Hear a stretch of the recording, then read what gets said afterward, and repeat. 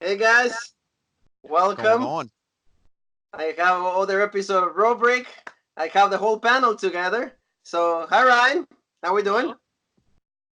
Hi Eki, how's it going? Not, not too bad.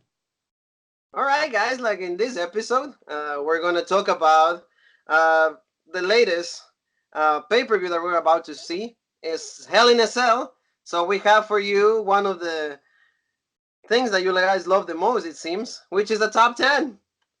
And the theme for this top 10 is going to be the best Hell in a Cell matches.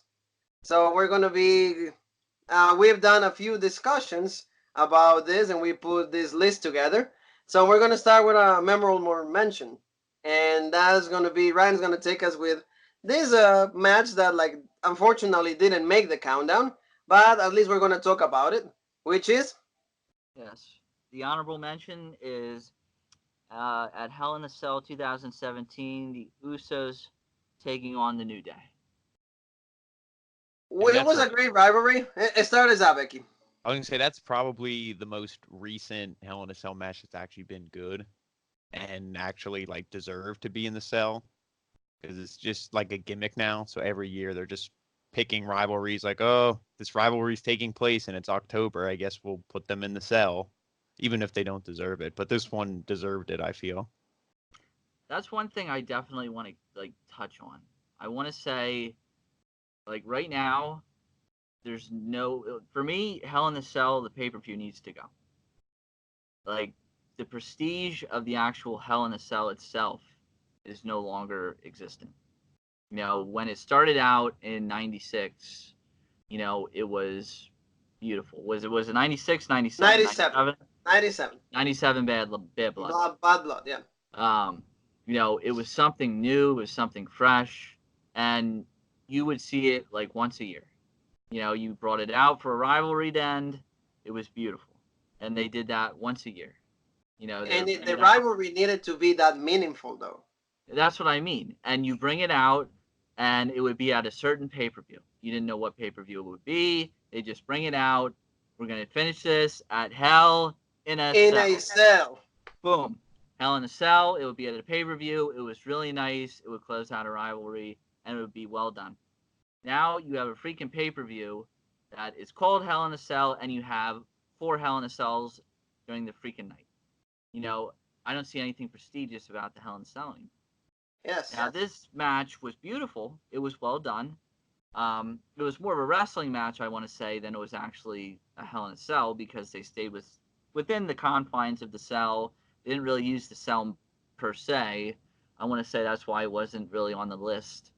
Um, and like I said, more of a wrestling match, I want to say, than an actual Hell in a Cell. I feel like we could chalk that up to WWE nowadays, like the PG, or you could even say like the G era. Like they don't really push things to the limit. No, Yeah, like, Guys yeah. guys aren't going. There's going to be no color in these matches. Guys aren't going to be blading or anything or fake blood. did So it anybody know doesn't how seem to as. blade anymore? I mean, I don't know. It's I don't. I feel it's probably not that hard. I don't know. Well, like, yeah. And that's, yeah. Probably Flair can teach us how to blade. Well, some wrestlers don't know how to do it. We can mention Eddie Guerrero when he played himself too much and Holy hell! against JBL, and the whole ring was covered in blood. Or Oh, Cena, I think he did that once. So, or that Triple H also, I've seen that doing. I've seen that done. But you yeah, said I think that rivalry was the one rivalry, like Eki and Ryan mentioned. I think that it needed to end at Hell in a Cell, you and did. for that reason, yeah, it was justified why they put it there. But It the was. match itself didn't use the cell. They don't use the cell as a weapon anymore because I guess WWE guidelines they don't allow to do that. I remember Francesca like the being broken, like the trombone, whatever they use. Oh Like yeah, yeah, yeah. I yeah, think I think they broke that, and then at some point they had the usos tied up. They used kendo sticks. I mean, it brought up something different that the other Hell in a Cells haven't brought up, and that was at least toys. Yeah, yes. I Not would like say no, no, it was brutal for today's like WWE standards. yes, Like exactly, it yeah. was good and it was like, whoa, like they're using these kendo sticks, hard shots and like it looked good, but then when you compare it to all these other matches, it kind of falls a little short, but that's just the WWE product today. It is just because WWE doesn't push it anymore. And Yeah. agreeing with Ryan, like they should just take away the name in the pay-per-view, put in Hell in a Cell, and then just go back to any other pay-per-view around this time. Like I always said, Unforgiven, No Mercy. There's so many. Like use the WCW names. You Yeah. can. Yeah, especially to me in the summertime, I always wanted, Bash at the Beach, Yes, You know, the you Great could- American Bash. Great American Bash. There's I a even number had of them. no problem with like you have the big four, or if you want to make like Money in the Bank a pay-per-view, like a state like every year, which I'm fine with, but I don't know about all these different briefcases. But anyway, just I was fine with like the in your house and then give it a name to kind of what the pay-per-view feel is. Oh You know yeah, what yeah, I yeah. mean? For example, Like in your house, yeah. and then it can be like Bad Blood or In Your House, what was Canadian Stampede, I think was the one. Yes, They just have Canadian all these Stampede. different names because, pertaining to what the pay-per-view was about. Yes. Because Yeah, then it's like, instead of trying to be like, oh, we need to make a pay-per-view and have the same one in the same month every year, you can just have a generic pay-per-view and come up with the title, while you're booking that month's pay-per-view. as you're going, yes. So I Yeah. feel this is a better idea than just like gimmick pay-per-view, like TLC. We know there's TLC happening. Hell in a Cell. Hell in a Cell. That's another one that needs to go. Extreme Rules. That is never extreme. Needs to go. Yep. No, the don't gimmick put the ones. gimmick. Yeah, I hate that. I absolutely hate that. But I want to say, I think this match made both teams better than what they were, and Oh, closed yeah. down that rivalry that they had for years. Because the New Day being champions when they had the longest title reign, beating Demolition, it was a lot of their matches was against the Usos. Oh yeah. But that was the Usos without the current gimmick that they have, the Uso Penitentiary and everything. That was a babyface Uso. Yeah. Yeah, and this was the Uso Penitentiary, and you saw Uso Penitentiary, and that was before the 16 DUIs that they have right now. Yeah. So Yeah, I they're feel that, actually like, locked that's up in a Uso penitentiary. Yeah, no, yeah. They keep saying that because at some point both of them are gonna go, and Naomi's gonna go as well. So that's why. So talking about now, we're gonna start with the top 10, and in the top 10, the number 10 spot is Ryan. Number 10, we have Alberto Del Rio versus CM Punk versus John Cena at Hell in a Cell 2011. See, for example, already gimmick pay-per-view. I would just say this match was very decent. The three main guys at that time representing CM Punk was, I guess, his title was stolen. That was after SummerSlam with Kevin Nash coming up, and Del Rio cashed in the Money in the Bank, and then somehow they added Cena because at that time Cena was the Roman Reigns or Seth Rollins. Well, yeah, I And mean, he had he to just be in called every out Del championship. Rio and bullshit. Yeah, That there you was go. an intriguing time though, because you had Punk after the whole Money in the Bank pay-per-view. He was probably the biggest thing at the time. That Del Rio was getting a major push. I remember that because he had won the Royal Rumble. He had won the Money in the Bank. All that. He won the Money in the Bank. He won Royal Rumble. Yeah. So, and then like you said, Cena at that time was hated by all the fans, but loved by WWE. Yeah, he was the Roman Reigns of that time. So, of course, like every championship match, it doesn't matter what it was, he needed to be in the main event. Yeah. So they did this, and I think Del Rio locked Cena out. He did. That's what ended up happening in the cell. I know. I know. At least with this match, I'm not a fan too much of like the Hell in a Cell pay-per-view, but at least for this, it was intriguing because Del Rio did something different. And I don't tell me if I'm right, but I don't know that there's another triple threat Hell in a Cell match. I really don't think so. I really don't think so. No, I'm not. There I'm might not. have No, been, but normally the Hell in a Cell is like two people. It's just two. It's just two. Usually, yeah. Yeah. So that's unique in itself. Yes. But at least with Del Rio, it was creative because he locked Cena out of the cell, chained the whole cell door shut. Cena couldn't get in. That was the whole thing. And then He Del was Rio trying to pin CM Punk. Yeah. He was trying to pin CM Punk, and that's when like The Miz and R-Truth came out because at that time they were really popular heels, and they sabotaged the whole match.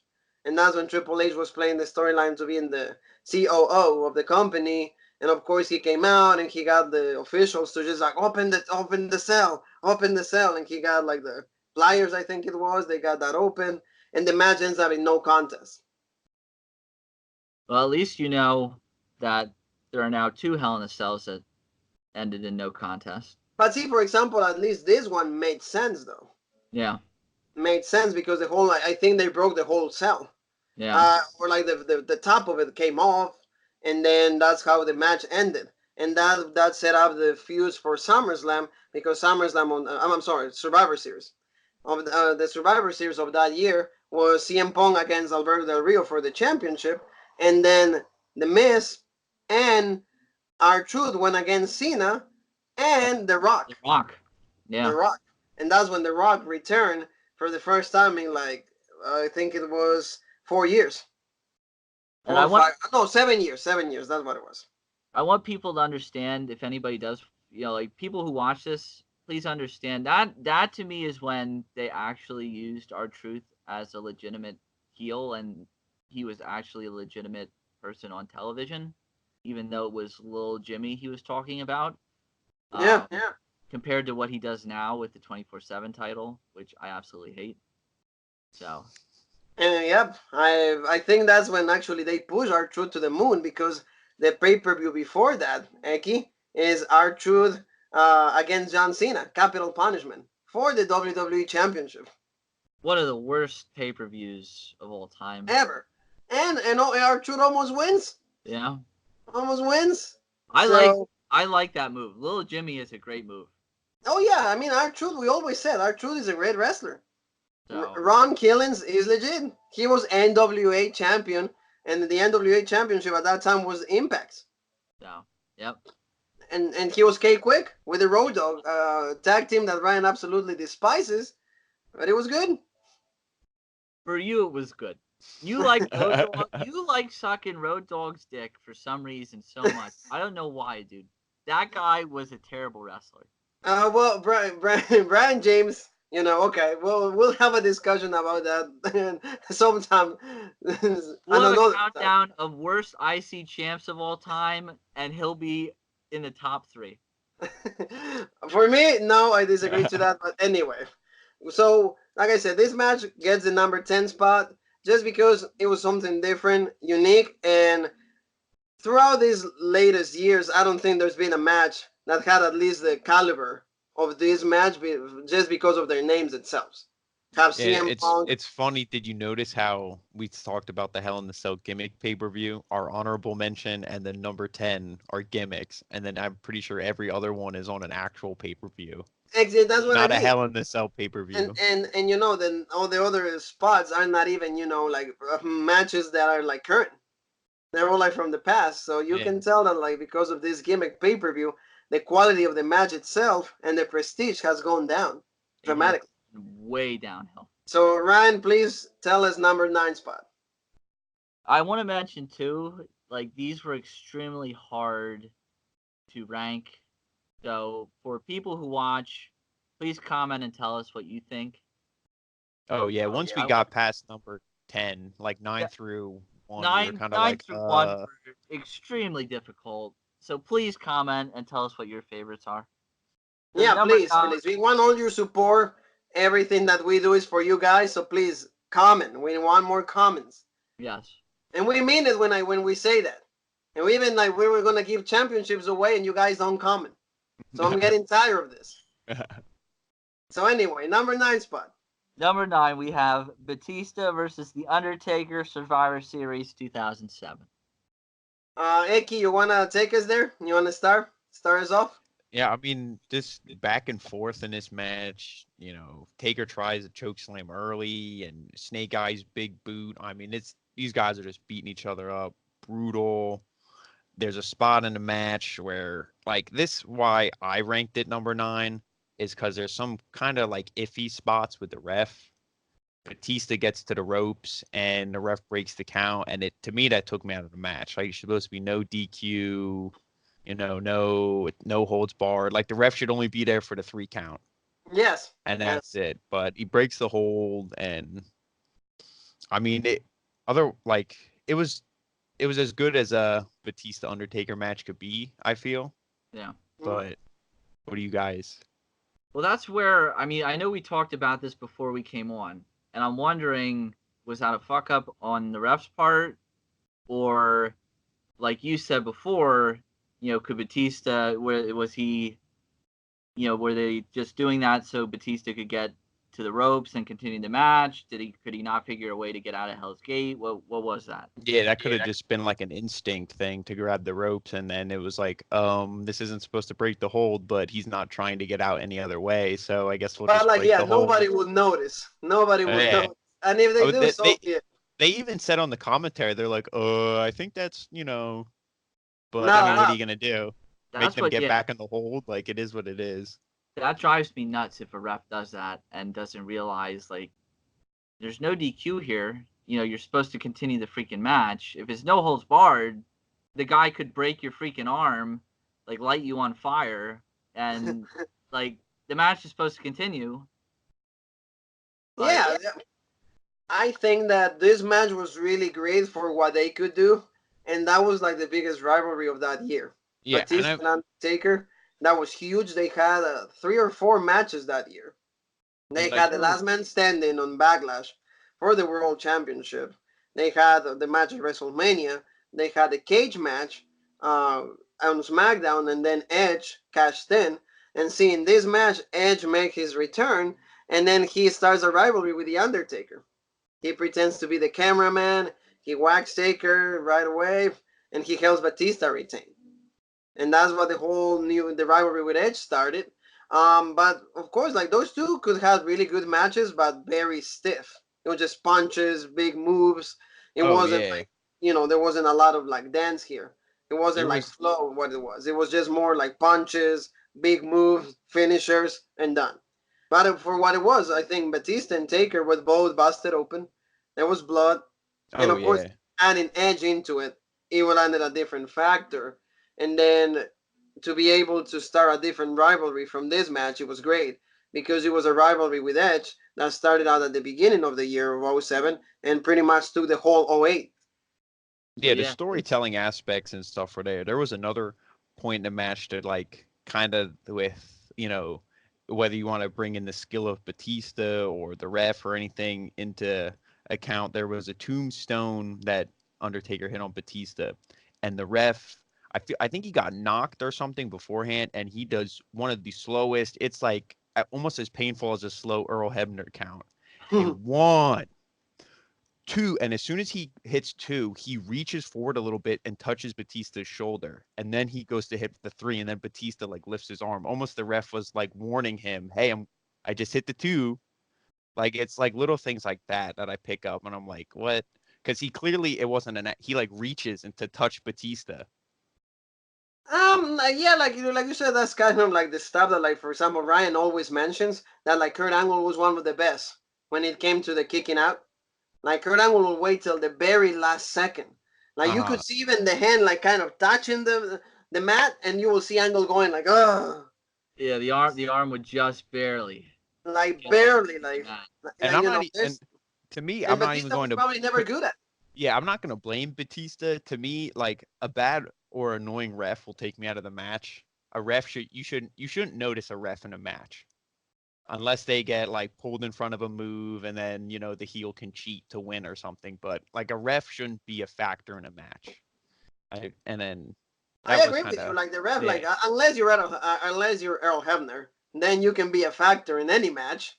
But I mean, it's true though. Like there's refs that like you said, like Ryan was pointing out that like if they don't do their job right, then they take you out of the match, and probably this was the case.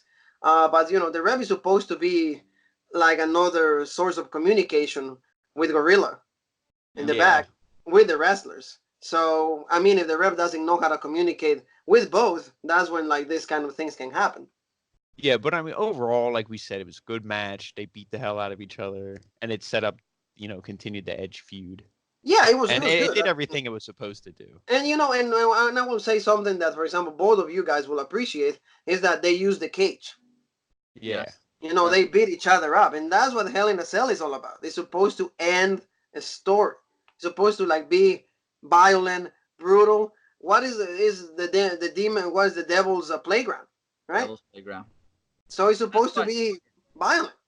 I think that's why it's at 9 though. I mean, for me, with Taker and Batista, it was always more storytelling than there was an actual great match. So for me, like you always said, one with WrestleMania, you thought they should have gone on last. Yeah. But when it came to the actual match, I think Cena and Michaels put on a better match. Well, it's So, true. It's true. So when it comes down to it, with Taker, and Batista, I think there was always more storytelling. And with this, at least, like you said, the Edge and Taker rivalry came out of it, and that was spectacular because me, one of my favorite matches for Taker at Mania was Edge and Taker, and that got That's your favorite match. WrestleMania match from Taker. Yes. And what do you think about it, X, to close number 9? I mean, pretty much, I think we covered it all. Like I said, it was mostly just the story. It's set up, feuds for Taker in the future, and I will say, yeah. Batista always could hit like a good spine buster, though. I Oh like yeah, like his big moves look good. It's just the stuff in between all the big moves. Oh yeah, like we always said, like, with you, Jean Paul. Although Ryan doesn't like to call you Jean Paul, but or Eki.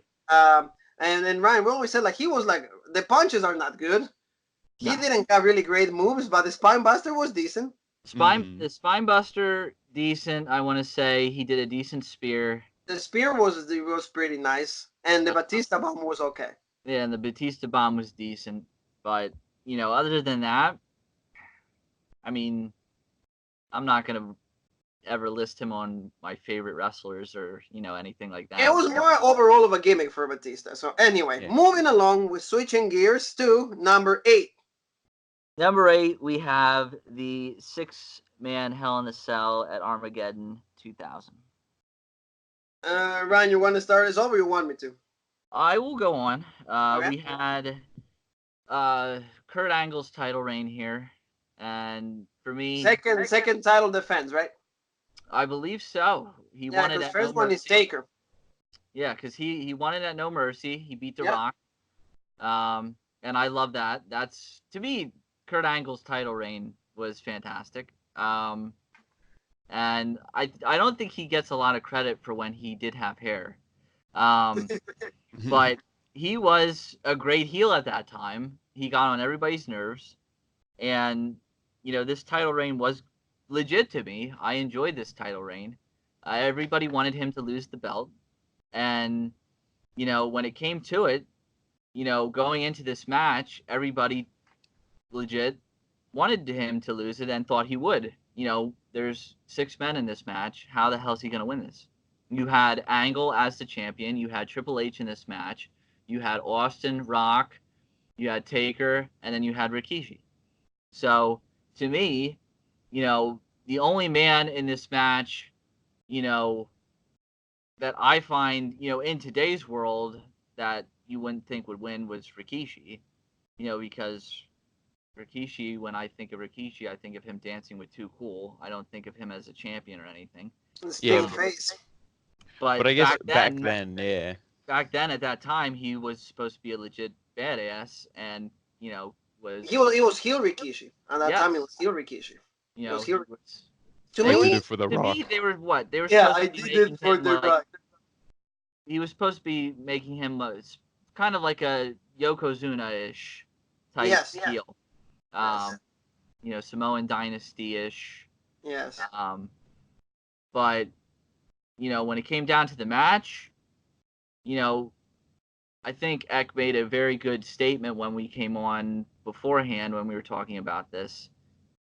The match itself is too chaotic at times. Mm-hmm. There's so much going on that you cannot tell what's going on, and cameras going back and forth trying to catch everything. That's one point why this match is ranked a little lower. So I would say that. What are your thoughts about it, Deki? I mean, Now that like you have yeah. some light, some enlightenment. I mean, pretty much like what Ryan was saying. It was all over the place. It was one of those matches where they just took the six biggest guys at the time, threw them in the cell, and they just let them beat the hell out of each other. Like, yeah, at Austin. I mean, it was kind of in the beginning. It felt like guys were just sticking. There was like they took three groups, and then those two guys were just fighting for a majority of the match. And then when Vince comes out with the Stooges Yep. with the Yeah, truck, and he's like, lift this because he doesn't want all his main talent getting murdered. yeah, yeah, And I believe Foley comes out too. He comes Yeah, out yeah, and gets yeah, the events, right? yeah. Because Foley is the one that put this idea together. yeah, And to me, I will say the beauty of this situation is that they took all the rivalries and they mixed them into one.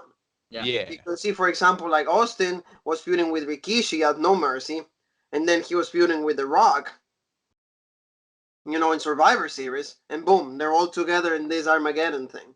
Undertaker was feuding with Kurt Angle, and then he was feuding with Rikishi for a little bit, and The Rock, with Triple H and Austin, all of that all together. So it was good when it came to the storytelling. Of course, when in the execution of it, it was really chaotic, but at the end, it was just like finisher mania towards the end yeah. of There the was match. there was a one spot where Rock hits the DDT on Triple H, and then Angle breaks it up. Then an Angle slam on the Rock, and then Austin breaks that up with a stunner on Angle, and then the Taker choke slam on Austin, and then Triple H stops that. So it just like boom, boom, boom, like all these like finishers and big moves all lead into each other. And there was a one funny part where like Rikishi he helps out Triple H and he like goes to hug him and then Triple H just is like turns on him and is like, no, get out of here. Yeah, get out of here. Yeah, and see, but Rikishi to me, he was a decent wrestler. Good super Yeah. kick. He Good did Oh it. yeah, super for He his did it. size, yeah. for Yeah. his size. For his It was size. it was Yeah. great super kick. I mean, I don't know if he did Sting face because he was like heel at that time, so he probably didn't do it. He did But not. Yeah. He did bonsai drop. he did Banzai drop, and I know you love that move because you love Yokozuna. So, and I will say like towards the end, the only thing that like I feel that like there's all of us, the three of us can agree on is what happened with Undertaker. He does the chokeslam onto Rikishi into the truck, and then he's done. It's like the Why is he video done? game. It's like the video game. It's like you roll outside of the ring and you can't get any stamina. Yeah. You have to. You're pressing X, but the X button, is the extra recovery is not coming up. Yeah. It's like what until this day, I'm like, if you see that match carefully, which I know you did, Eki, why the hell Taker is down after the chokeslam? Why does he never come down? Because like we said, they wanted all the star power in there, but Taker clearly wasn't meant to win. They didn't want to set anything up Oh yeah, like you do yeah, your spot and yeah. done. So they set it up. All right, Rikishi is also in that same boat. He's clearly not gonna win. So the two of them, Taker is famous for throwing people off the cell, throw That's Rikishi that's off what the it is for cell, me. See and that there you then go. See for example, like Eki, you're very good Eki at like thinking like what WWE Yeah. thinks. So they're like, okay, you're good at throwing people, so you're yeah, gonna do because that. And like He hit when the spot there. we can all agree, even though Taker is in a lot of these matches, he was like never WWE's guy. No.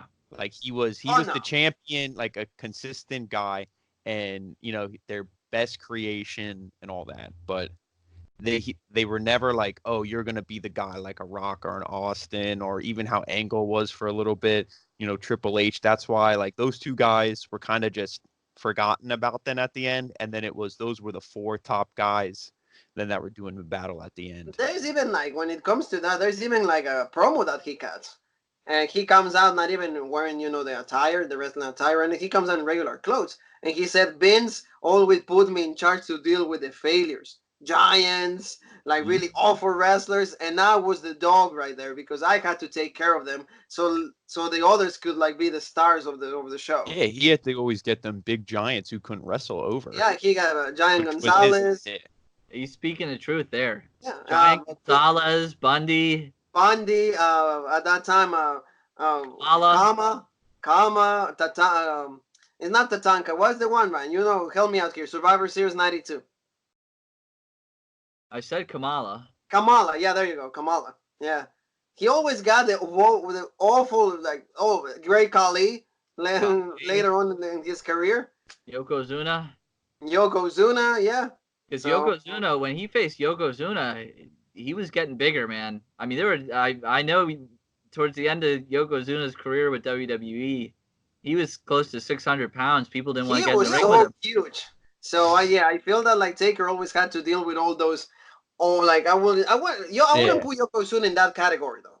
I would No, just say like, unfortunately, Yokozuna just loved to eat at like Chick-fil-A or something, so he kept getting bigger and bigger. So that was the yeah. problem. But other than that, like the Giant Gonzalez thing is a really awful feud and oh everything. But of course, God, Taker I being hate that. huge, being a Poor giant, then he Taker in had to that do match. that.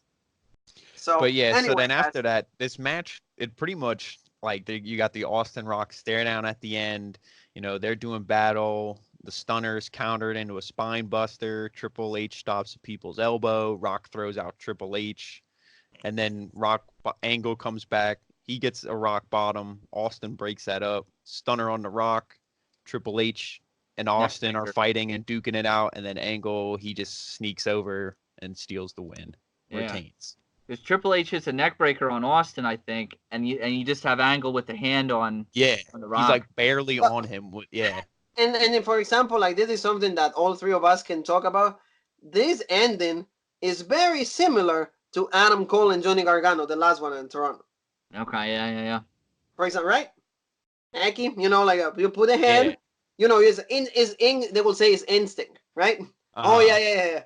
For me, at least, though, it shows a true heel. You're stealing a victory, and to me, that was the way Angle's first title reign was. He was very heelish. He would steal a victory any way he could, and that to me was I love the way he would like get a victory. Like with Taker, the month before he had the tights and he had his brother. Yeah, he got his brothers come out, and You then know, he helped him out because like Taker thought he won, and then no, like no, right. He hit the last ride, and the and ref then got he pinned him, and pinned. then he pinned him. You And know, Taker's like, "Oh, I won! I'm the new champion." And then the ref's like, "No, you pinned the wrong dude. He's right right? there." And then he holds the tights, and then he wins. Yeah, very similar to the JBL's JBL's title reign. reign very similar. Yeah, To me, I fucking hate JBL because he's such a douchebag, but the man's title reign in '04 is fantastic yeah. So when it comes that to heel. closes, I think, the chapter for this for number 8 spot in our countdown. So moving on, number 7. At number 7, we have Undertaker versus Edge, SummerSlam 2008. Okay, Eki, you want to start us off with that? yeah. Give me one. Here we go. So for you guys who don't know, Eki takes notes about every single thing. So you see, the man pays attention to detail right here. We have a passionate fan that is going to deliver the best information for all of you. Well, like we were talking before we recorded, this feud has been going on for over a year now, or about a year. And Undertaker was banned. He was for using the Hell's Gate. yeah, Hell's Gate, and Hell's then Gate. he gets reinstated by Vicky, and this is SummerSlam 2008, and I mean they pretty much battling back and forth. Bring steps into the ring. Edge sets up double tables on the outside, and Taker is kind of in control at the beginning, and then Edge just gets in control, and he's kind of leading this match, and he's in full control, brutal chair shots, and he dives off ladders with the chairs, sets up the concerto, and then I mean, They did a lot of major spots. yeah, Because there even was a lot of Undertaker spots. hits the spear, and Taker kicks out of 2 spears, I believe. Doesn't he spear him through the cage? Yeah, I think Edge so. spears Taker through the cage. Yeah. Yeah, yep. That was nice. That was a nice spot. Yeah, to me, like there's so many nice spots when Taker hits the spear on Edge. Oh yeah, and Edge he hits the has him spear on twice, and Taker kicks out of both. yeah, he has him on the one announce table, and then Edge spears him, and they fall through the other table and break it.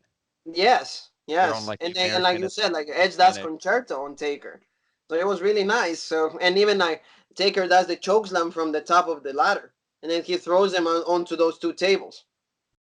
So to me, it was a really great match, and it closed finally a rivalry from almost a year and a half. Yeah. And like we said this before, because we mentioned this match in our countdown, Ryan, for the SummerSlams. That SummerSlam had a decent match card overall. I want to say that, yeah. And to imagine that, in order for this match to close the show, it meant a lot for WWE and for the Hell in a Cell still. And we mentioned too, this was the last time, and I'm not surprised that that card was pretty decent. This was the last time that WWE was like TV 14. Yes, there's many reports that state that that match was the last match under TV 14 guidelines. So, I mean, a lot of people say WWE doesn't need that. They don't need to do that. I'm one of the people that disagree and say, now, I'm not one to say, listen, every match needs blood. No, you don't need you don't that. need swearing blood and guts every No. match, but when it's But called I for, think- it's good. Yeah, you need to at least elevate to where it's TV 14, where you can do a little bit more stuff, and at least please bring it to where it's a sports oriented product. And Oh yeah, another, like you said, like for example, like in this kind of match, of course you need blood. yeah, If you're fighting somebody for a year and a half, so you're not telling me that like you're not gonna bust him open or you don't want to bust this person open. It's gotta. I mean, especially in the Hell in a Cell. I'm sorry, but that's where you need to have blood. What are your thoughts? I was going to say at the one thing I noticed in this match, which it sets up the ending, is they were kind of doing each other's move. Like Edge tried to old school, and then Taker countered that, and he choke slammed him through both those tables that Edge set up on the outside. Mhm. And then when to end the match, Taker hits a spear, and then he hits him with the camera, how Edge was doing, and then the concerto, and then the tombstone, and he pinned him. But it wasn't over there. Then what did he do? Oh, You then remember he how does he choke slams into hell. Yeah, It's like he breaks, climbs he him up goes on the through ladders yeah, and then choke slams him. Yep. through the So I like mat. that how he got his revenge by doing all the stuff Edge did to him. Exactly. I For thought that was example, like cool. Yeah. you see the continuity. You see, like like everything comes like one of the phrases that I learned from you, Eki, when I met you is everything comes full circle. Because we and me have had conversations about other affairs, and you always said, "I wish things will come full circle for you." And that's one of the things that they did with at least Undertaker and Edge. Yeah, So and like me, that's beautiful. And also Jim Ross is calling this match, so he's like, "Oh my God, Undertaker, Undertaker." So that's it's to me it's a great match, and at least that to me I will say the last legit Hell in a Cell. And I mean it. Not that we didn't would- already know this before, but like it just like made Edge look legit. Because for so much of this match, he was in control, and to do that against Undertaker, and That is like, for example, that is something that we could discuss with you guys all night. It's like to me, was Edge extremely legit or he was given too many title reigns? To me, and I've said this to Ryan, and I'm gonna say this to you, Eki, he got too many title reigns. And I'm sorry, Beth Phoenix, we met you. You were very kind, and Edge is legit. But to me, sometimes too many title reigns. Yeah, that's the thing. I would rather give the guy a title, let him hold it for 100 to a long time, only have one or two title reigns, and then to keep giving some guy a title over and over and over. If I think about it, if I carefully think about it, he was the best heel that SmackDown had throughout that time. Yeah, you got to go with the hot hand, I guess. That's the thing with WWE. You got to look at from their perspective. They don't think about prestige in a way that we do. Like I'm sure we all agree in that if you're holding a title, okay, you're thinking that, okay, I want to hold this title for as long as I can. And that's how you are prestigious. Their idea is, okay, Charlotte's been a 9-time women's champion. She's the best of all time. No, that means she's lost it 8 times or 9 times. So I mean, to me, I have a different idea of how prestigious goes when it comes to championships and championship reigns. What Bruno Sammartino held it twice. Twice. For like over 1,000 days. 10 years is that combined reign. Yeah, there you go. 10 years. And Bo Backlund, Ryan, what is it? 5 years. Eh? Okay, 5 years for his one reign, and then they put it on him a second time with And then Bret Kevin Hart. Nash, and then Oh well, that Yeah, was they yeah, got that Kevin was Nash yeah. and that's Bret Hart. BS. That's That's BS on because his own. that's to make Brett not lose to Diesel, but Yeah, I mean that was that yeah. is And what I that mean is he what that throws the is. towel, That's right? That's when that's Owen throws the garbage. title, right? Yeah, Throws yeah. the The towel, chicken right? wing for 20 minutes. But Ryan loves that move. He absolutely is in love of that move. What's that? Crossface chicken wing. Oh, I love Backlund. To me, is very underrated when you look at some of his older matches and stuff. To me, he's one of the first technical wrestlers. If you look at Probably. his old school stuff, one of the first technical guys in the ring. I will say him, Mr. Perfect, Kurt Hannon. And then you can definitely look back at some of his older stuff. So yeah, if we're gonna go old Billy Robinson, And Yeah. Bill. There you go. See, Eki also knows he's another man that understands a lot of the old school mentality, and he knows a lot about the old school wrestlers and stuff. So anyway, we close this the number 7 spot, right? So we're gonna move on to number 6, Yes, number which 6, is we have the Undertaker taking on Triple H at WrestleMania 28. Hell in a Cell. The match was called what? The End of an Era. Well, at least this is again, this is a modern one, I want to say, but yeah, at this least was it took 2012, I place. think. Yeah, it is 2012. Yes. Yes. So at least this one took place though at a WrestleMania. They Yeah. didn't put it, it wasn't a Hell in a Cell pay-per-view. It was at a WrestleMania. It was, to finish the feud that started at the year before WrestleMania 27 with Triple H and Undertaker, and Triple H beating Undertaker's ass throughout the whole match, and Undertaker somehow locks the Hell's Gate, and Triple H taps out. That was a bullshit ending. I'm sorry, because To you saw me, Triple H with the sledgehammer, and he's getting ready, and then the arm drops, and he can't do anything. And then Taker couldn't even get up. Taker looked awful. Done. And that was to me the last time that he looked extremely legit. The last time that for me Undertaker was at his prime is before that match. Because after that he was never the same again. He was never the same. But the build up for this match was great. It was great. You guys remember the promos? Remember when Undertaker goes to Triple H. Remember that I told you that Shawn was better than you? And Triple H stares at him and goes, he was.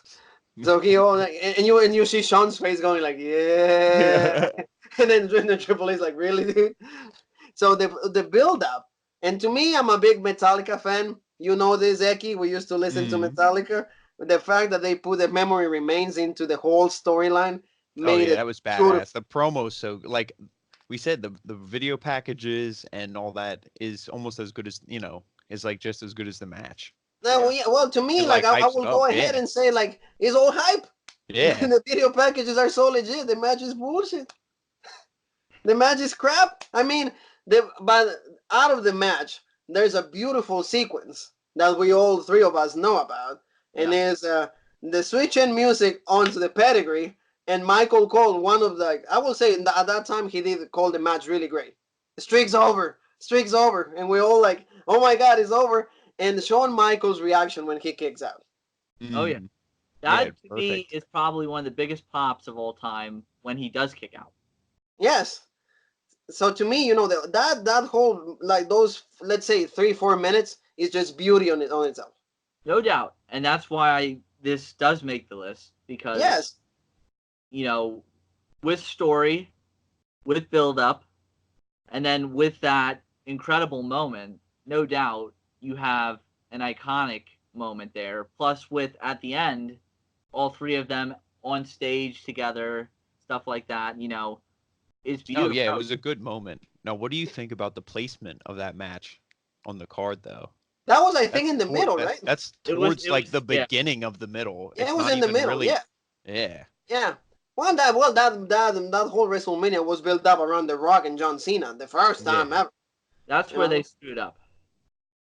Yeah, I think that match should have been. It didn't need to be the last match, but it should have been the second last match. I think they were worried if they would have put that on before the Rock and Cena, everyone would have been dead for Rock and Cena. That and They also, would have been. but if But you consider also, like I mean, it kind of you had to do it that way just because you had also Jericho against CM Punk for the WWE Championship, yeah, and that was a decent rivalry also. it And Yeah, was. I unfortunately, mean, there's just too many matches on the card. see that Mania, I will say the card was like when it came to the main matches was really solid. Like the beginning was really like weak. For example, like Mhm. Big Show against Cody, and Big Show wins the IC Championship, and you posted that on Robert Twitter because there's the 40 moments of emotional moments or something, and the Big Show was one of them when he became IC champ. So I will say it's kind of difficult how to book it the Yeah, place of that match.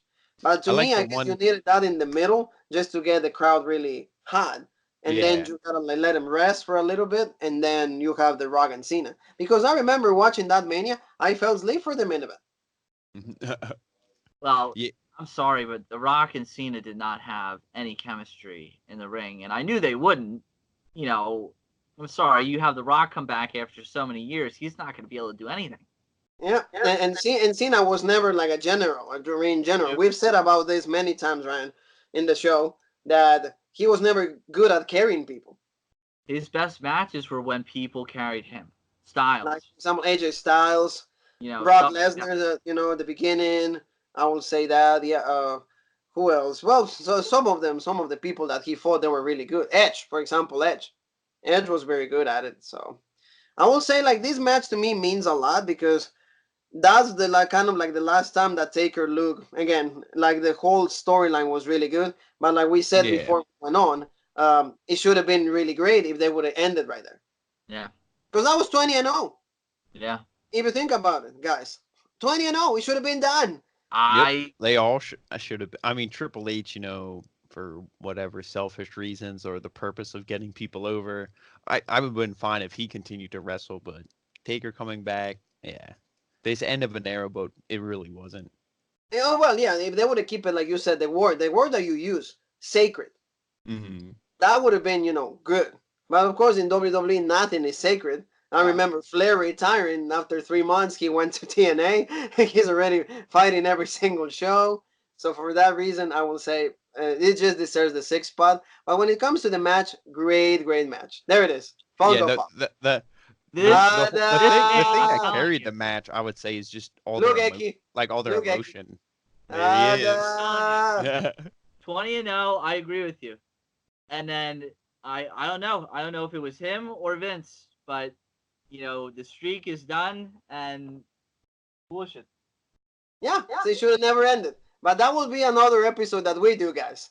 We are already compromising for this. Should the streak, should Undertaker, should his streak should have been ended. Okay, we'll leave that open up for guys also in the page that the people who watches. We want your comments about it. So then we're gonna move to number 5. Yes, number 5 we have Batista versus Triple H at Vengeance, 2005. This to Can I me, just first say Triple H's facial hair is awful at this time? How of he course has you can that say there's anything. no bottom of his beard. It's just the top mustache and connects to the sideburns. I just had to throw that out there. Of That course, was an yeah. awful look. Eki, you Stylish. always can say anything you want in this platform. Anyway, back to the actual match. Well, I will say I like the look from Triple H because he had like all the tape around the legs because he was kind Oh of yeah, no, that was good. It was just the mustache. It looked kind of funky. he looked kind of bull and he was kind of he got the gut in this Yo, match. yeah, he stopped taking the steroids or something. Yeah, he was actually fat in this match. That time, yeah, that's when he started. It was still the evolution thing, but it was right after they broke up and everybody was breaking away. But this rivalry, at least they had a number of great matches. Oh Well, yeah, I they had. wouldn't, Yeah, I wouldn't say great, but at least they had a rivalry that had it was people interested intense. for months. Yeah, Yeah, and the but this was the intensity one and the that story. closes the whole rivalry. This is the third one. That's what in the promo work it says Triple H Batista 3, Yeah. and that's why they go on to Hell in a Cell because the first one is WrestleMania. Batista wins the Royal Rumble, so he challenges Triple H. Evolution breaks apart, and then they do Backlash, and that story behind that match and the whole Backlash pay per view was like Batista is afraid of the pedigree. If I hit the pedigree, then it's done, and I get back my World Heavyweight Championship. So Yeah. Batista, of course, keeps the title, and then he's like, well, you don't give me, with no other choice then, Hell in a Cell. And he's Yeah. like, I've retired Mick Foley. I've done this several times. You've never been in a Hell in a Cell before. Therefore, the odds are, you know, for me, In my favor. Yeah. in my favor, yes. So the match itself, to me, was out of the three matches that they had, to me, this is my favorite one. Just because of how violent it was. Oh No yeah. doubt. Blood everywhere, And when really he's nice camera angles hanging from hanging Batista with a chain off the ropes. exactly. That was a decent Yes. spot. Yeah, and a barbed wire Chair wire. chair. The barbed wire chair was legit. The DDT onto the chair, and when he hit him in the, yeah, I think he actually just hit Triple H in the head with it. Yes. Just like a Fine chair wrestling shot to his face. Steel steps. Yeah, that Yes. was good. For example, see, if you think about it, guys, these kind of things is what got us involved in these matches. This is the thing that we were like hoping to see, and at that time WWE delivered. Well, no doubt. Plus, this is the stuff like I remember as a kid. When I grew up, this is the stuff I grew up watching. So I remember this as a child. When you grow up as a child, this is the stuff you love. Yeah, you know, he's I like, remember the rivalry as a kid. you know, it's just we always like Ryan and I always go back to the moment that he does the thumbs down, and you see Flair's face like he's all smiling, yeah, yeah. And then you see he goes, you can read the lips. He goes, you son of a. He Oh goes, my god, yeah. he goes, you son of a. And then Dave goes, and I will never forget Jerry Lawler. Oh, Dave, there's no going back from here. Yeah, And he there's hits no, the there's no Batista. going back. There's no going back. And you know those little things is you see how everything makes sense. Everything just was like it was like a puzzle, and the pieces came together, and everybody was completely involved, immersed in this kind of rivalries. Because the And story was there, the intensity was there. It seemed legit. It wasn't a exactly, feud that was thrown together in 2 weeks. and And you then just see how the can you crowd's be reaction when invested? he pulls out the chair, and the chair is like surrounded with the barbed wire. Everybody's just going bananas, like Gorilla will say. Yeah, because That's when that's what. you have to tell a story. Yeah. And that's what, like, for example, I remember seeing Triple H saying this in like a Tough Enough, I think. He says, we tell a story with our bodies. And that's what they did back then. Yeah. Right now, they don't tell a story with bodies, with dialogue, with anything. And the story that they tell is just boring. So for me, I will say this is like one of the greatest matches of Hell in a Cell, mainly just Oh, because it just closed that feud. yeah, and just how brutal and intense it was. And Because the those guys were brutality. they were both covered in Their blood. And there brutality. was Yeah, both of them busted open. Busted Nice Batista bomb onto the steel chair, the steel steps, Yeah. and done. And Batista retained, and after that, they did a switch because Batista ended up going to SmackDown, and then Cena came to Raw. Yeah, one of the rare times Triple H put someone over Well, yeah, like that's when like he to wasn't like thinking legitimize about himself. Batista. Yeah, but what happened? Like this year in WrestleMania, he got to get his win back. He said, see, it took 14 years to give me my win back. People And that will, was a bullshit match anyway. The only good thing about that was all the lead up to it.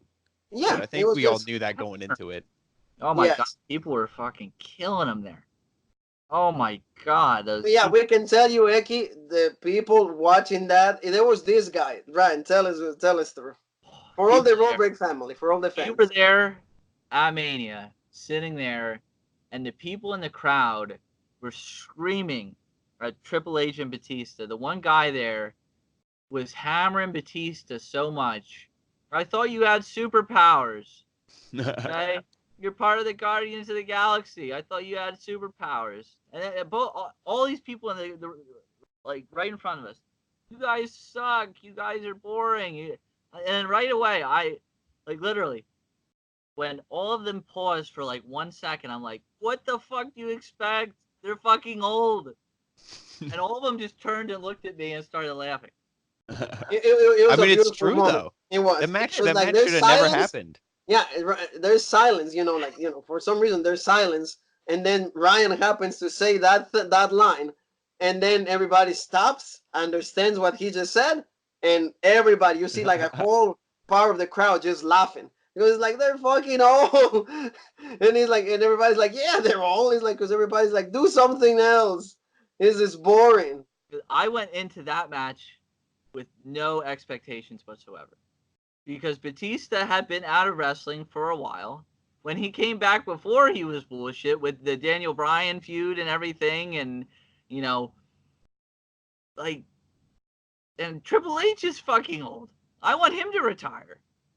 So what did you expect for that match? I had no expectations. Yeah. So I guess yeah, this closes number 5 of our count, or number 6, right?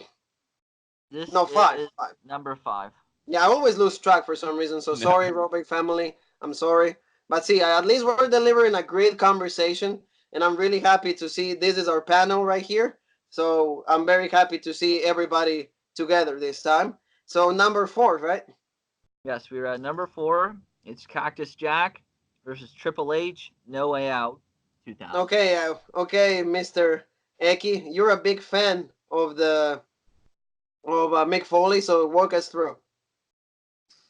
Like right at the start of this match, I like you noticed that Cactus was looking for a way out. He was looking at the cell, trying to figure out how to get out, how to climb, and it was fast paced, going at each other.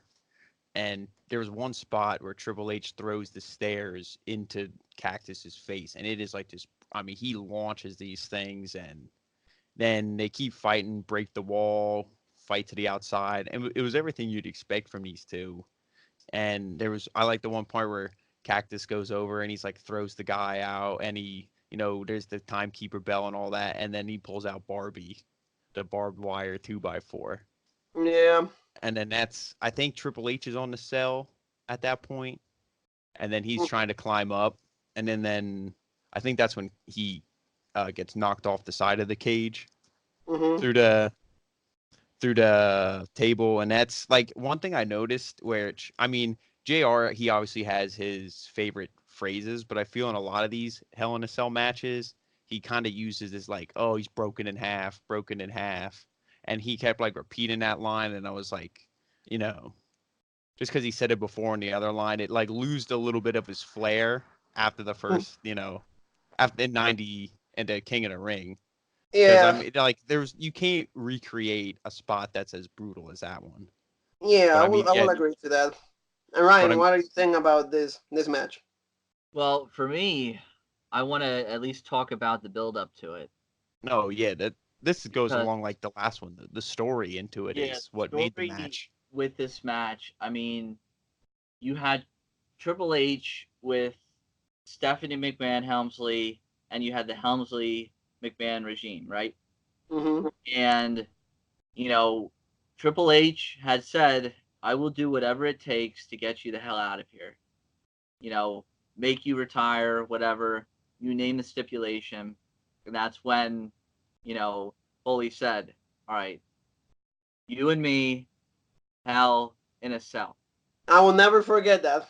Right? It says, oh, you're not allowed to be, no more gimmicks, no more Mankind, no Mick Foley, none of that, no Barbie, no. It's like, are you saying that I'm not allowed to use the 2x4? No. Are you telling me that it's not gonna be no weapons or anything? No. And it's like, so you leave me with no choice but Hell in a Cell. So see, even the way they delivered that line, it Right? became iconic. It became iconic. Right?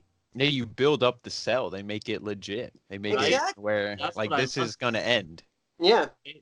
And then 2, he introduced Cactus Jack. Mm-hmm. Building up Cactus Jack again, because they had already fought at The Royal Rumble. The Royal Rumble. Street The Royal fight. Rumble. Yep. Yeah. So, and that was fucking brutal. Yeah, that was a You see, good then match. the Royal Rumble was a street fight, and Yeah. then the next one was the Hell in a Cell. Yeah. Because I remember the street fight. Oh my gosh, when he got pedigreed on the tax, that was anybody who's willing to do that. Good lord. How do you protect your eyes from that? Right? You close them and pray. I know, but like, what if the tag goes right into your eye? So, I mean, but that's what I love. I love the build up to it, and then you had the actual match, which Rack already mentioned. I mean, he had said, I'm going to make sure that I end up jumping off the cage onto you.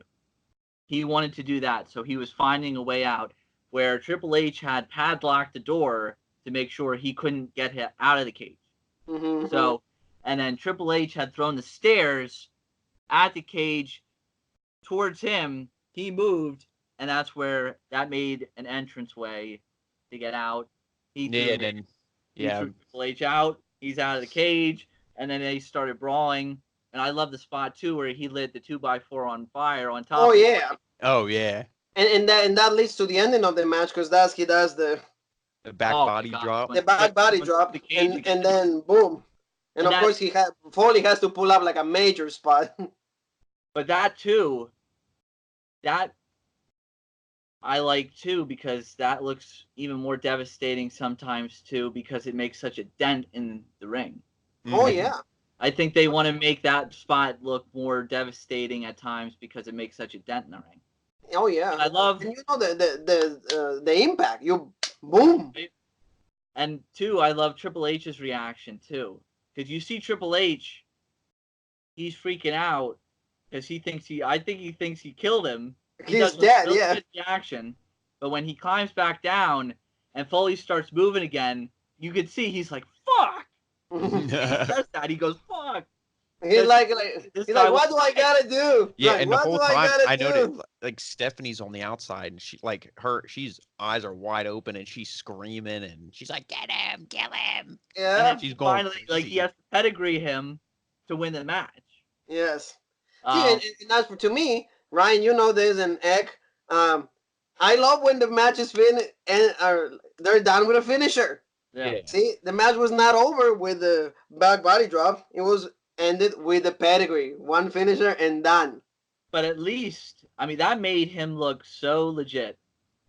Foley looked so legit with that ending, and to me, that's how his career should have ended. Even though with him coming back, I didn't like him coming back at Mania, because that Mania was so bullshit. It should have been The Rock versus Triple H to me in the main event instead of the Fatal 4-Way. I was okay with him coming back later with Orton and stuff in the rivalry because their matches to me were very good. Even the match with Edge, I will say, Yes, that was Yeah. legit too, no doubt. it was really good. But yeah, I mean, that should have been the way he should have gone. He should have left because he put Triple H over. Because at that time, Triple H was not as credible as a champion. No. The first match that gave him credibility was the street fight. Yeah. And by him winning the Hell in a Cell and retiring Mick Foley, that's when his status went from mid card to boom, main event player. Because that was I would say Triple H's that was as champion, that was one of his best rivalries, Mick Foley. No doubt. Because even when he beat Foley on Raw for his first title reign, I didn't find him as a credible champion. I just love how he reintroduced Cactus Jack and he says Mankind is a great SOB. I love him. He's legit. But I even think to myself, there's no way that he can beat you, Triple H. So I gotta bring somebody else, a better guy. And I think you know him. And then he starts ripping off the shirt. And then he takes it off and you see Cactus Jack and the Triple H is So that to me, how they reintroduced the characters, that was beautiful. Oh, But yeah. I like it too because they did that before with him and Triple H. Yes, when they did it when the the three with all three characters and then all the Cactus three. Jack comes back. I don't know if you've seen that, Eki. If you know, you gotta see it. And when Dude Love is talking to Mankind, and he says, "Oh yeah, I know that you will love to destroy Hunter Helms Hamsley." He's like, "I know, dude. Oh yeah. I think that we have somebody else." And like, "Yeah, we know him too, and his name is Cactus Jack." And then he comes out and he's like, "Oh, I'm gonna tear you apart in Madison Square Garden." And he comes out Yeah, as that Cactus. sets up the street fight, right? Yes, it's a Yeah, beautiful. yeah. I remember And seeing that. all Foley's characters are talking to each other.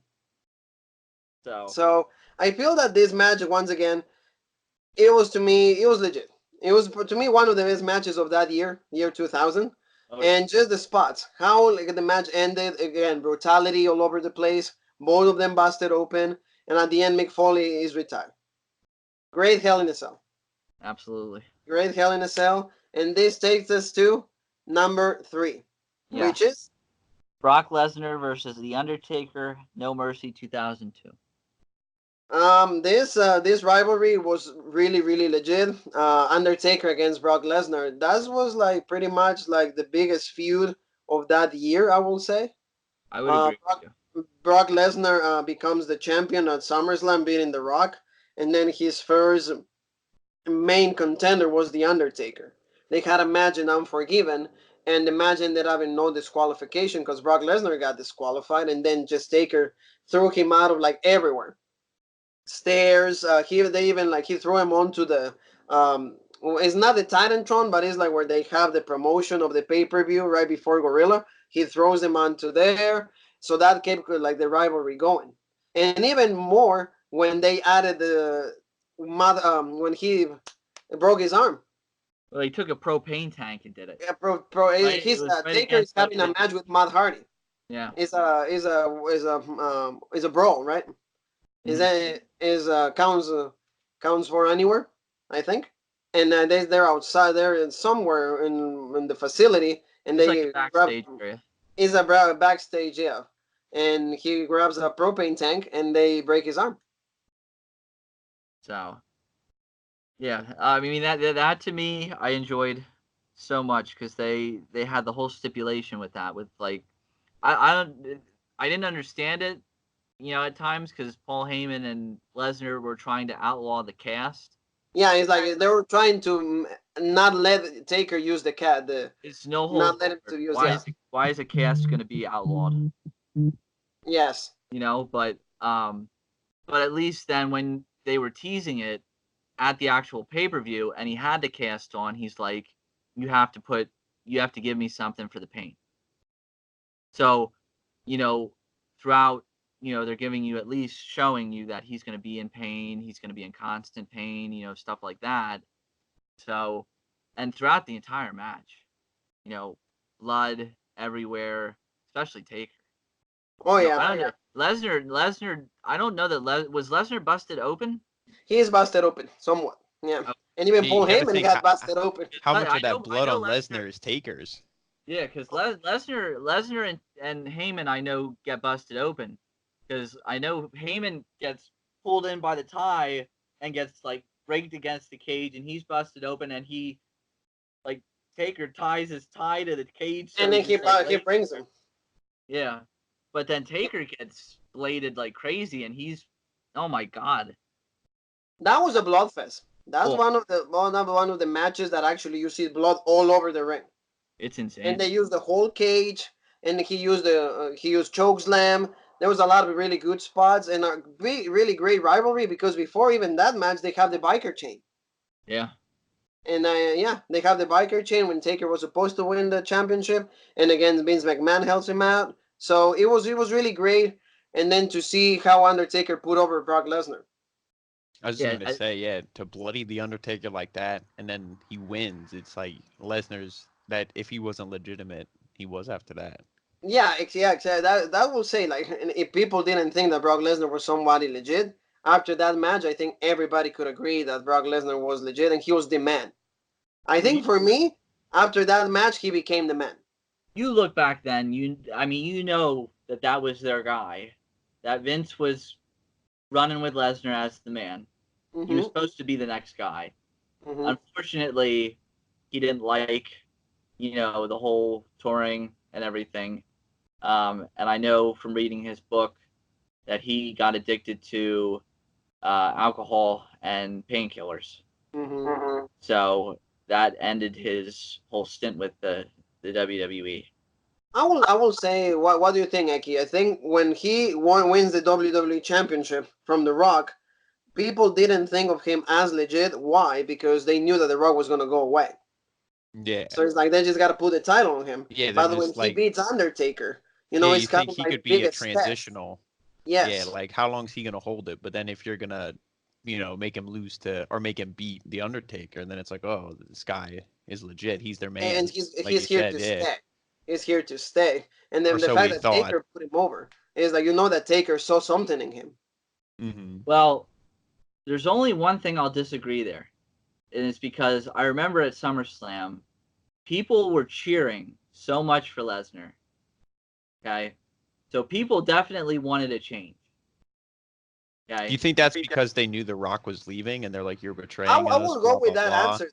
They knew Uh, they knew he was leaving though. I Because know the they knew that he was leaving, but I think too that because he was leaving, they wanted somebody like a Brock Lesnar, a actual wrestler, to hold a championship like that. yeah. So, to me, I'll agree with you guys. I think beating Lesnar solidified him Hmm. as the guy, but I do believe, beating somebody like The Rock also did solidify him as a champion because, somebody as young as Lesnar winning a title like that and beating The Rock, that to me that does not happen every day. Oh yeah. I will agree to that, but for when it comes to like a wrestling like standpoint, to me beating the Undertaker means so much more than beating The Rock. Because see, the beating is like beating like for example like the dude, like the what is the called like the measure stick. I think they call that. See again, but I'm looking at it from WWE's standpoint. They don't see the Undertaker like they do The Rock. The Rock Well, they yeah, see much more. The yeah. Rock they see as Yeah, because like they just see when they look at their, at least at this point already, when they look at their superstar or their wrestlers, they don't see like their prestige, their talent, all that. They just see how much money are you bringing into the Now company. you bring into yeah. And The And to that's me Rock, at that The Rock and to was the me at that draw. point, guys, Undertaker was still at the top. no doubt, and I'm not saying that. He's always at the top, Undertaker but was he's Undertaker was never one the of your big guy. guys, but when it comes to you know celebrity, who's going to bring eyes in, Oh well, The yeah, Rock like the was Rock. much bigger. Oh, the Rock much better. Yes, I will. And my point is just meaning when in a most just wrestling environment, in a wrestling talk, wrestling and pure wrestling, I would say Undertaker was to me meant more. No doubt, Even in Oh the yeah. locker room, even in no the doubt, locker Oh room, yeah. there were absolutely. people that didn't believe in him. I will say when he beat the Undertaker, it's like okay, if the Under because we've heard so many reports with many stories that the Undertaker was the guy in the locker room. No doubt. Hmm. And I will not argue with you there at all. I'm simply But saying from WWE's mindset, beating The Rock because he's a movie star now, he's popular, everything, that's going to set in motion, Brock Lesnar being the guy. oh yeah, Whereas to me, I think I agree with you. Beating The Undertaker is going to be, yeah, I'll agree, make him the guy because he's being the man who's running the locker room. exactly. Any thoughts on this to close this spot, Eki? No, I think we're move on to what, number two now? Number Or we two, number yes. Number two is Ryan. Mankind versus The Undertaker at King of the Ring 1998. And start us off, Eki, because this match is yeah. probably one of the matches that you watch and you're like, oh, I want to be a wrestling fan. So right at the start, before even Undertaker comes out, doesn't Mankind climb the top of the cell? Mm-hmm. He comes out, and I believe, yeah, He starts he gets the climbing right chair. Yeah. away. He Yeah, gets the before chair Taker first, comes out. and he starts throwing the chair and trying to get the chair up, and he finally gets the chair up. Yeah, yeah. And I remember Jerry Lawler's like, the guy's insane. Like the match is in the ring, not on top of the cage. Mm-hmm. And then, like, Taker sees him on top and starts climbing the cage, and yeah, Yeah, he comes out, and then like when you see that spot, you almost think that that's like, oh, that's how the match ends. When Taker throws him off, you're like, oh, that's the ending, and Yeah, that's like the first 5 minutes. yeah. Not no doubt. even.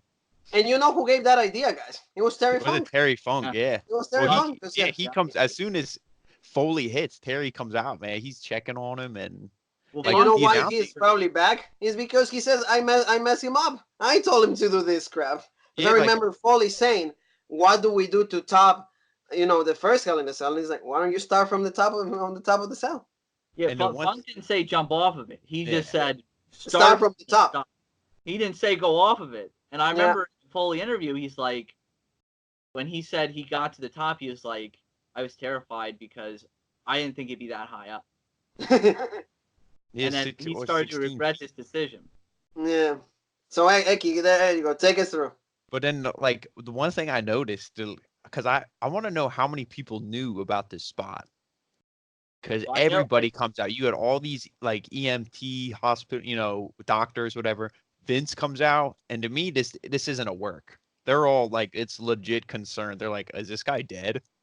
Like they weren't like, Well, oh yeah, he's gonna get back up and the match will continue. They probably a lot of people thought that well, it was for over example, there. like to me, and you know this in the latest ones in the Hell in a Cell. Let's say when Shane McMahon always has this big spot when he does the elbow and everything. They plan this with so much time in advance, Oh and yeah, there's pat. There's they like practice the spot many times. yeah, I there's don't the think they gimmick practice this table. spot anytime. No, For me, if it was a work, it would have came out by now. Yeah. yeah, You that's what know? I mean. I think they like it was all they did not know this was gonna happen, and it was And like for legit. example, guys, how do you measure how far you're supposed to throw Foley so he ends up in onto the announcers table? Right? Because How the can you way measure that? because the way Shane does it, he just drops. Yeah, Where you know, Foley does like a somersault yeah, and Yeah, like barely clips the table. he yeah, Technically flew. hits he the like he table. bounces off the table almost. He hits it. He doesn't break through it. He like Yeah. hits the table and slides off, and like also hits the guardrail. Right? Yes, yes, exactly. And also, like, I don't know if you guys know this, but I think I said this to you, Ryan. Carlos Cabrera broke his leg from the Yep. fall because he falls on top of a fall. He falls on top of Carlos Cabrera. Yep. Yeah, So Yep. nobody knew about this. So No. like, if they would have known, they would have moved. and then they get him on the gurney and they start wheeling him out of there, and then when And he Taker is starts, still up. Taker yeah, is still up.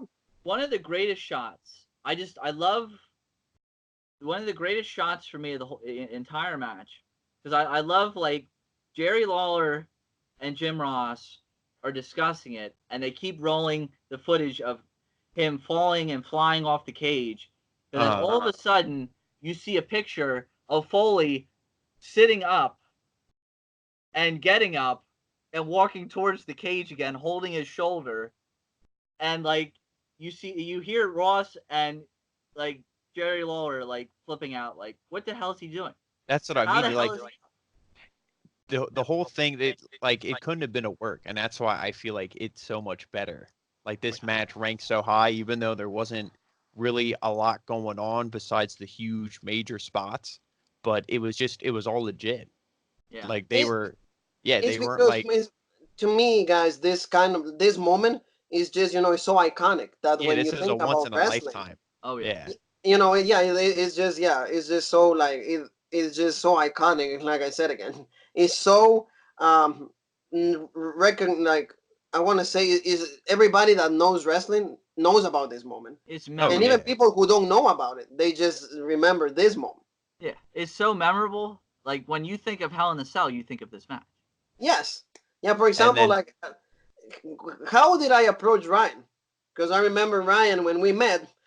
He said I'm a wrestling fan, and the first line I said to Ryan, and see that's why he's laughing his ass off, because I said, "Dude, have you seen Mankind and the Undertaker's Hell in a Cell?" That I'm was the like, of first time course. that we talked, and he said, "Yeah," and he's like, "Oh, remember the when he throw him out of the cell and everything," and that's and now we're talking about this 5 years after that. So I'm saying, and like it's like you guys said, it's remarkable. It's so memorable. You just think of that. That made the whole match. I mean, if you think about it, the rest is still great. Absolutely. But like and there's little things too that like I love too. Like when I said when he gets up, when they pan, okay, from Foley's face, getting ready to climb, he starts climbing the cage. It pans to Taker, and Taker's face is like stone cold, and he starts climbing the cage. I mean, yeah, you they get probably chills, can't believe it. Yeah, right? and You get Taker chills says just like when thinking. he's narrating the match, and he goes, "Oh my gosh, this son of a bitch will not go that way." He's like, "I gotta keep fighting." He says that in an interview. He's like, "I gotta keep climbing." No, And they then kept going. what happens when they get on top of the cage? Then Then he goes Well, through it, choke slam. chokes them right, and right well, through it. chokes them through the cell. And And Foley this is said actually that was worse. yeah, Foley said that was worse because the chair came down and clipped him on the head. And and this also is that's why he loses the teeth. Yeah. this is actually like I actually like this line more from the King more than from Jim Ross when he's just like, "That's it, he's dead." Yeah. Because he was just like the way he said it he was like still commentating, but he was almost like disgusted by what he saw and was just like Yes, worried. Yeah. It's just like that's it. Like I don't know what else to say. He's dead. he's dead. I just love Jim Ross. Can somebody stop the damn match? Yeah. Yeah. He's in the moment. Because I think at that point he just can't believe what he's seeing. Yes, and and on top of that, the match kept going. It did. Yeah. Because Kept going. he actually, because I love Jerry the King Lawler. He said, how is he mounting an offense? Because he did continue. He did a Yeah. pile driver. He did a double arm DDT. He did got it, yeah. thumbtacked out. And he did a mandible claw for a little bit. Yeah. How the hell? I mean, he had a fucking concussion during this match. He still wrestled a freaking match. And then Terry he Funk pulled out came in, the got choke slammed. yeah, Oh, he got yeah. choked up, and then he pulled out the thumbtacks. Uh-huh. It was great. It I mean, just you could definitely tell he was hurt. There was a spot Mick tries to pick up the stairs and he can't even lift He them. can't do it. As his one arm is so bum, he can't do anything with Well, it. he had a Or separated shoulder. He had yeah. a separated shoulder. His tooth went through his lip. He had bruised kidneys. He had internal bleeding, and he had a concussion. How the hell do you continue wrestling after all of that? 'Cause he's For the example, man. like this Because kind of holy match. is God. That's why when we die, we hope to see God in the face of Mick Foley. So we wish that at some point, all of us, Robrick, we get to meet Mick Foley, so we can see him. Thank you for everything. There it is, Eki. Look. There it is. That's That's awesome. Yeah, Ryan prays to that thing every night. Amen. So yeah, to me, guys, like that pretty much solidify what Hell in a Cell really meant. Yeah, and he hit him on the tax twice too. Yeah, finish like him. I said, He did at some I point think you he think did like that a he's back gonna win. slam. Yeah, he like one was flipped like him over he his just back. dropped him back, and the other was Yeah. the choke slam. Yeah, The choke slam on the oh my tax, God, 'cause it on was the on tax, tax. on the tax. And So I to remember in me, an Wait, interview. did he tombstone him on the tax or no, did not on the he, tax. Okay. No, the chokeslam is on the tax though. Yeah. You But- were gonna say something, Ryan. Well, I just remember in an interview he said because he was so out of it with all the tax in his back after the match, he looked at Terry Funk and he goes, "Did I use thumbtacks?" And he said there was like hundreds of thumbtacks in his back. There's all these tacks in his like boots and stuff. He looked at Terry Funk and he said, "Did I remember to use tacks?" And he had no idea there's all these thumbtacks in his back and in his boots and everything. Like there's thumbtacks all over. That's, for example, you see these two men did something that nobody is gonna be able to replicate. No. To me, when you do those kind of things, it's like this one song that it doesn't matter like who tries to do a cover of it, you're never gonna be like that song. No, I agree. I mean, it's gonna be something. It's too memorable, and to me, when you think of Hell in a Cell, like I said, you always think of him and Taker, with just Foley flying off the cell. Yeah. So these two guys that night, they just even write history. They wrote a page of gold right there because even you like wrestling or not, you cannot argue that wasn't real. Yeah. Oh yeah. You Even have like to you said, even respect- if you're not a fan, you watch that and you're like, this is awesome. Right? Yeah, exactly. You have to respect the hell out of them for doing that. For both of them, especially Mick Foley. You just gotta if we will ever meet him, we just gotta be up to him and be like, thank you so much for all these years of brutality, from all the love from pain. Because you love to be in pain. I will say that. For some reason, you love pain. I don't know if he loves pain as much as he's good at withstanding it. He can, he would can just take say, a beating better than other people, so and he you does know it. what? Because that's what made him stand out. Yeah, when you come to that, since you start saying that, I will say that see, he was a decent wrestler. He wasn't as skillful as other people will be, but see, the pain and all these things make him stand out. Mm-hmm. That was where, again, to me, not to interrupt you, but I'm just saying that's where I always use Paul Heyman's line, where he says, accentuate the positives, hide the negatives. Yes. And that's what Foley did. He found his skill with hardcore, so that was his style of wrestling. Yes. So he used that style to get himself over. After years of his body being abused, he went to a different style and started doing the comedy stuff. Yes. You know, Yes. and that's where, I mean, he had a number of memorable moments where he was the comedic Mankind, but you know, his hardcore style was definitely a big part of his career. Oh yeah. I mean, he could have good matches. His In Your House with Shawn Michaels when he was the old Mankind. Oh You know, yeah, that was good. that was an excellent match. Mm-hmm. But you know, I'll agree with you on where, you know, he definitely wasn't, you know, the greatest wrestler, just because, you know, when you're close to 300 pounds, it's hard to move around, Yes. and he didn't have the greatest moveset. Oh yeah, but to me at least the butterfly DDT is legit. Yeah, And that now we can see in the Fiend Bray Wyatt the mandible claw and the mandible claw that you like, Ryan. I like that one. I like the Mhm. old one where he had the thing over his two fingers, Yeah, I thought and that was they used to cool. say down the gullet. I used to like Yeah. it. To Mr. me, you know, Sacco is I okay. love Mr. Sacco, and I need I like Mr. that, Sacco for but that. you know, But it's a matter of taste, guys. Yeah, Anyway, yeah. we're gonna move to number Number one. one, Number one, Eki, take us through. Taker versus Shawn Michaels, In Your House, Bad Blood. Now First, 97. Hell in the Cell. this was like the story with all, you know, Taker, Shawn, Brett. It was all good. Beautiful. It's coming stemming from the SummerSlam match, and then I believe they had their first Undertaker and Michaels had their first match at In Your House before that. Yes, it's called a I Ground think. Zero. Ground Yeah, Zero. Yes, Yeah. that was the first time that they have a match together.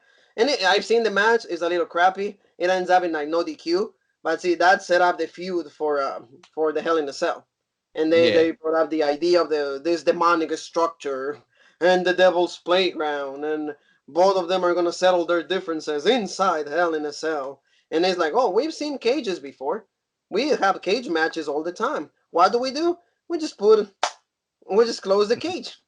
So there's no way that people can come out. And turned out to be a beautiful match also because of Shawn and his quality, and of course the Undertaker.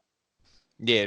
Like pretty much his whole match early on, Undertaker is just beating the hell out of Shawn, and Shawn is over the top selling and everything else, and he's just like torturing Michaels for everything, you know. Like even the fans kind of turned on Michaels a little bit because they're like, "Oh, you cost the Undertaker, blah blah blah. You shouldn't have brought the steel chair into the ring at SummerSlam." And you know, so Undertaker's getting all his revenge out on Michaels, and then he mounts a little bit of a comeback, and there's a spot with the cameraman Oh where yeah, there yeah, Michaels falls, hits the cameraman, and then that gets Slaughter and yeah. everyone else into the ring. And I think Undertaker, does he tombstone him there, or something happens where they're distracted because they had to get that cameraman out? I think I forget he what. does the tombstone, or I think Yeah, that's it's yeah, I think he does the tombstone. But the whole match itself is also really bloody. oh yeah, Shawn Michaels is busted open, oh and yeah. then he He's also like he's Yeah, he Michaels. they use they he starts to climb on top, right? yeah. And then Taker starts like beating him up, and then he's ends up falling, and then going into the announcer's table as well. Yeah, Yeah, there because was Taker once. follows him up. Yeah. Yeah, there was one spot that I like thought was kind of scary watching it, where Michaels hits a pile driver on the Undertaker on the steps, and Mm-hmm. he first time he tries it, he can't get him up, and then he does it again, and you just hear this thud, and his head had to splat right on the freaking on the steps, I feel yeah, like and that how was do like yeah, you cover yourself? You know, how do you try yeah, to not get punished from especially because like Michaels was so beat up at this point, he's so weak, and then to lift him up on the stairs, I mean it It was it all yeah, it all depends how you do it between the legs and everything. As long as the opponent's head is not below the legs, you're okay. That could have just been Michael's ass hitting the stairs really hard.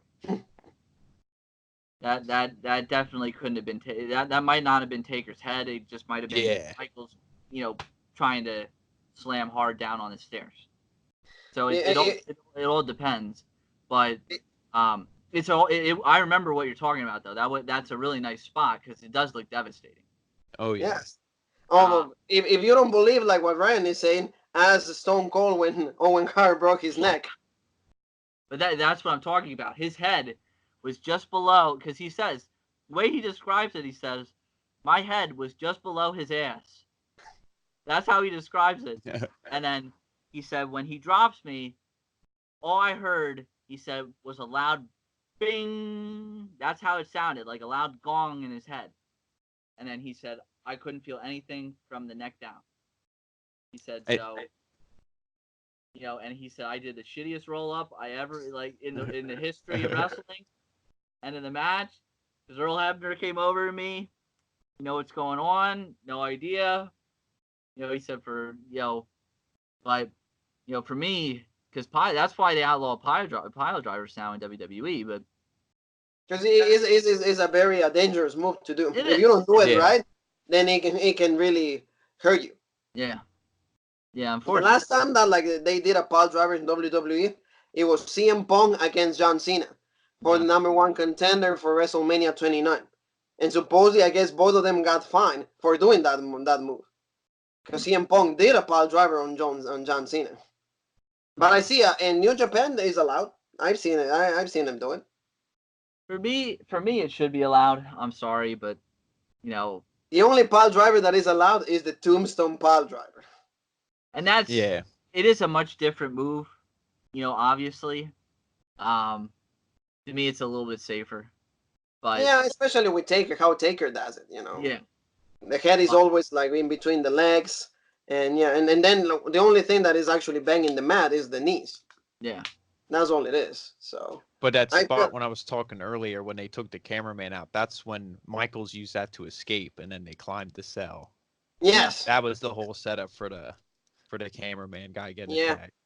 But that was legit. At least Michaels looked like a legit heel. Is that DX that was during the DX time, because I believe Triple H comes out. Yes, Triple H is involved. Triple H comes out. That's nice. Because he gets it.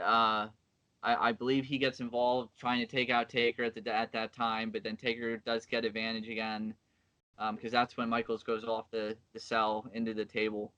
Yeah, so, he's like trying to climb down, and I think Undertaker kicks his hand, and he just kind of like he's on the side and falls into the kind of like what Mick Foley and Triple H did. Yeah. Falls on the announcer's table, and well, this is also like the first time that we see Kane. Mm-hmm. Yeah, at the end. Yeah. So to me, that was great. Well, and not so great for Taker, because Taker is about to win, but then Kane comes out. For me, the only issue there is Vince McMahon on the mic overselling it. That's gotta be Kane. You gotta do it with that's gotta be Kane. Yeah. That's gotta be Kane. Vinnie Mac, one of the worst guys on the mic all time. I cannot stand Vinnie Mac on the mic. He was not that great on the mic, but like he was great. Like, for example, like because they keep pumping up this story with Paul Bear. Like, oh, your brother Kane, Undertaker, your brother Kane is alive, and finally we get to see this guy. Yeah. And he rips off the cell. That was legit. At least he ripped off the door. It made him look like a legit powerhouse. That was when he was the Big Red Machine. Yeah. You could see like the vein. And then you can see like he was all like roided with like full with steroids, and he was good. So I feel that was, and then he ends up. They have the stare down, tombstone, and then of course Shawn Michaels delivers a. Well, before that, Shawn Michaels does the elbow, right?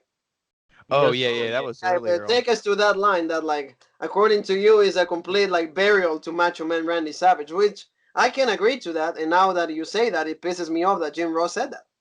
Well, I mean, that was probably clearly a Vince McMahon fed line. Yeah.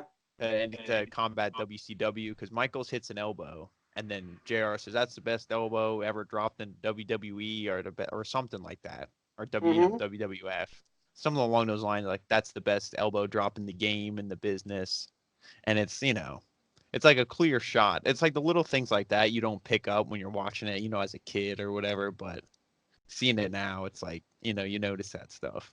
Yes. Which I thought was like funny to get those little digs in there. It's like funny, but it's also bullshit.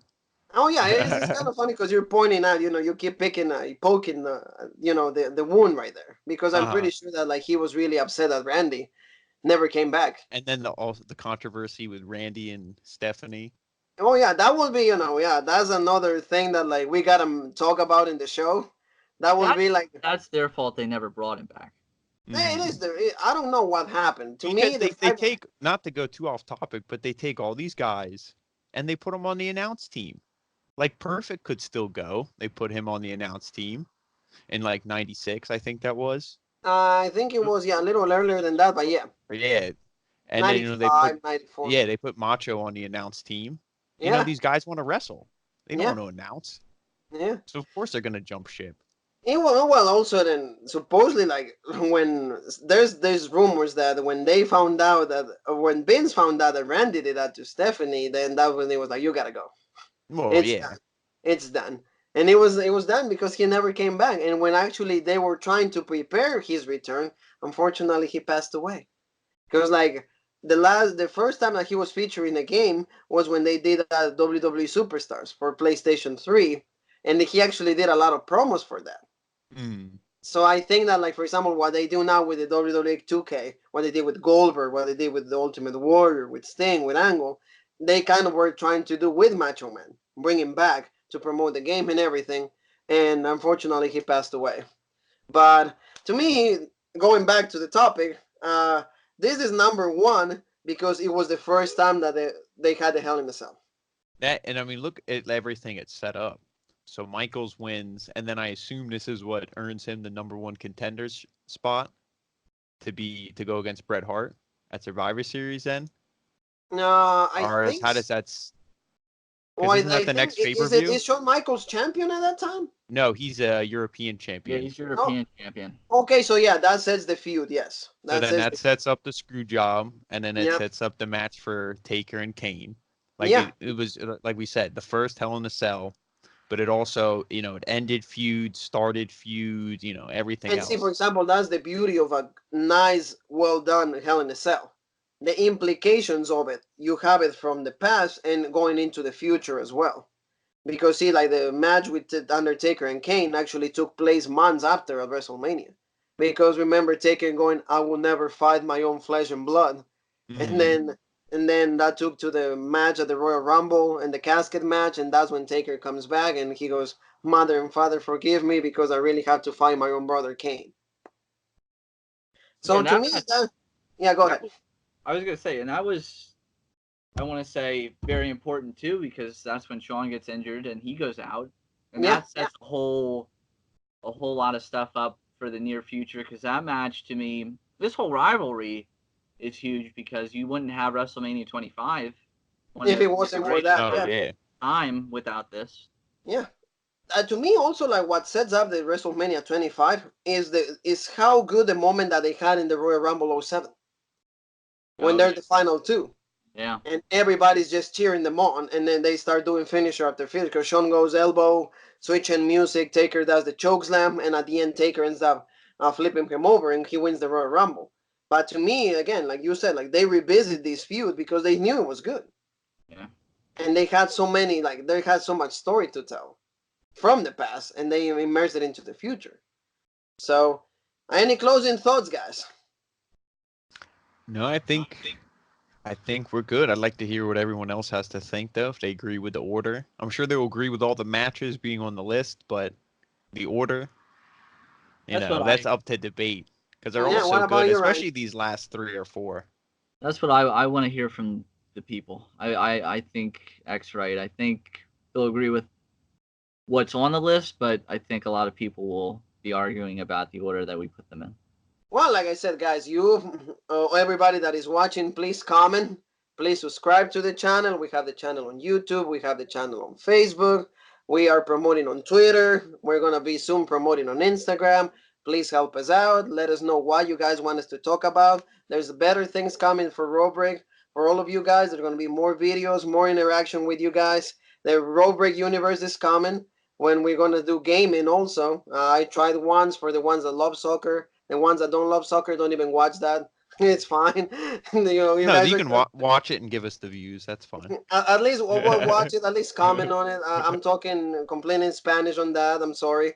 If you guys want me to, I'll start doing it in English as well because I know There's a lot of soccer fans out there. So, we're here to do whatever you guys want us to do also. So I want to thank my brothers in the panel. I hope you guys have fun. I know you two have fun. I had a great time talking about Oh wrestling. yeah.